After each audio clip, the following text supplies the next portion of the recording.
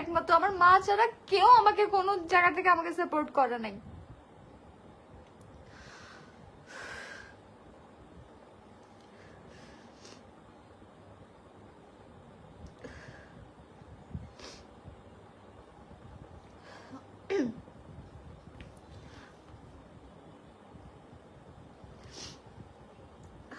So বিয়েতে যৌতুক পারছে, ওটুক ওদেরকে দেওয়া হয়েছে, দেই নেই শুধু ফার্নিচারটা আমরা।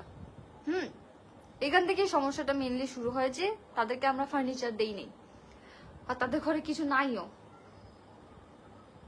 নাই দেখেই তো চাইছে, তাই না? এমন না যে ওর বাবা, হ্যাঁ ওর বাবাকে ফোন করে জিজ্ঞেস করছে যে আমরা ফার্নিচার কি দিচ্ছি না দিচ্ছি।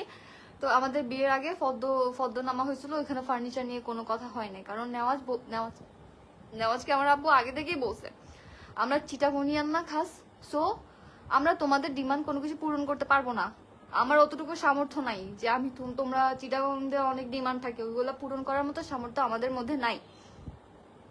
যদি এমন হয় তুমি ইভেন আমার ভাইয়া পর্যন্ত, আমার ভাইয়ের সাথে কথা বলছিল, আমার ভাইয়া পর্যন্ত বলছে যে আমাদের ওরকম আমরা চিটাগনিয়ান না, সো তোমাদের ডিমান্ড আমরা পূরণ করতে পারবো না। যদি হয় তাহলে তুমি আমার বোনের সাথে আগাইতে পারো, না হলে এখানে স্টপ করো।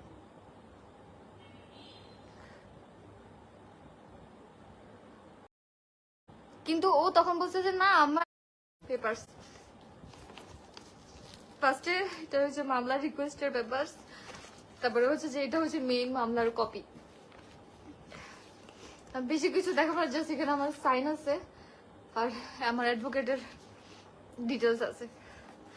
তো আমি হচ্ছে মামলাটা, আমি কিন্তু জানি না ও যে আমাকে ডিভোর্স দিছে, আমি আজকে জানছি যে ও আমাকে ডিভোর্স দিছে। তো মামলা দিছি, ও আমার থেকে যেরকম টাকা পয়সা দাবি করতেছিল, আমাকে টর্চার করতেছিল, আমাকে ফিজিক্যালি মেন্টালি অ্যাবিউজ করতেছিল, সবকিছু আমি বলছি। দেন হচ্ছে যে ওর নামে এই মামলাটা করে আসছি। তার মধ্যে দেখতেছি যে এইদিকে ও অনেক ভালো আছে, হ্যাঁ। তো আমিও এইসব কিছু যে করতেছি এগুলো কাউকে আমি জানাই নাই, কেউ জানে না, কাউকে বলি নাই, কারণ আমি তো তখনও জানি না যে আমার ওর সাথে আর সংসারই হবে না। যদি জানতাম তাহলে তো আমি একটা না আমি 100টা মামলা দিতাম যদি আমার পক্ষে সম্ভব হইতো।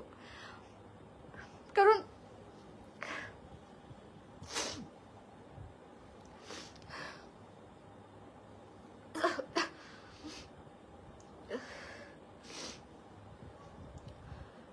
তারপরে হচ্ছে আমাকে বিভিন্ন অ্যাকাউন্ট থেকে ওই যে ওর যে গার্লফ্রেন্ড নাকি ওয়াইফ আমি জানি না, সো কল্ড, যার সাথে ও আছে সেই মেয়েটার ব্যাপারে অনেক কিছু জানতেছিলাম আমি। নাম হচ্ছে সুহি ইকবাল, হ্যাঁ। সো নেওয়াজ আহমেদের সাথে ম্যাচ করে সুহি আহমেদ নাকি কি করছে, তারপরে আগে 3টা বিয়ে করছে, তারপরে হচ্ছে যে আরো অনেক কিছু, মেয়েটার অ্যাড্রেস পর্যন্ত বাপের নাম পর্যন্ত আমার কাছে আছে, সবকিছু আছে। তো আমার কথা হইতেছে হ্যাঁ তুমি মুভ অন করতেই পারো, তোমার আমাকে ভালো লাগতেছে না, তুমি আমাকে ছাড়তেই পারো, তাহলে তুমি বাচ্চাটা কেন নিলা? আমি তো চাই নাই বাচ্চা নিতে, ও আমাকে অনেক ফোর্স করছে যে না একটা বেবি হোক। আমি বলছি মাত্র বিয়ে করছি, আমরা লং ডিস্টেন্স এর মধ্যে আছি, আমরা একজনকে আরেকজন সময় দিলামই বা কোথায়? আমাকে একটু সংসারটা বুঝতে দেন, আমি আগে সংসারটা একটু বুঝি, তারপরে আমরা ফিউচারে বাচ্চার কথা চিন্তা করবো। বাট না, ওরা আম্মু চাচ্ছিল যাতে আমার